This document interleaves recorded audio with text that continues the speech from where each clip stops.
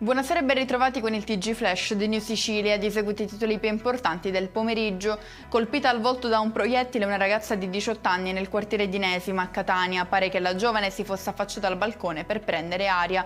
Prima l'arrivo al pronto soccorso del Garibaldi Centro, poi il trasferimento al San Marco dove è stata operata d'urgenza. Il colpo potrebbe essere stato esploso da un veicolo in transito. Incidente sull'autostrada A19 Palermo-Catania. Un'auto su cui viaggiavano due persone ha sfondato il guardrail cadendo giù da un ponte e finendo così nel terreno sottostante. Nell'incidente, avvenuto nel pomeriggio all'altezza di Agira, in provincia di Enna, si è registrato un ferito, portato poi in ospedale.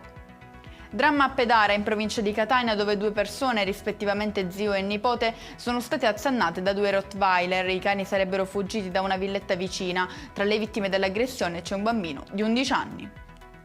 È stato nominato il nuovo direttore di Airgest, la società di gestione dell'aeroporto Vincenzo Florio di Trapani Birgi. Si tratta di Enrico Malato, 50enne originario di Catania, che in passato ha lavorato in Alitalia e Ryanair. Chiudiamo con le previsioni meteo per domani in Sicilia. Se durante le ore mattutine prevarrà il bel tempo su tutta la regione, nel pomeriggio ci sarà un'inversione di rotta con precipitazioni che si abbatteranno su Enna, Ragusa e Caltanissetta, diramata un'allerta arancione per il rischio incendi. E con questo è tutto, prossimo appuntamento lunedì alle 13:30. Grazie per averci seguito, buona serata.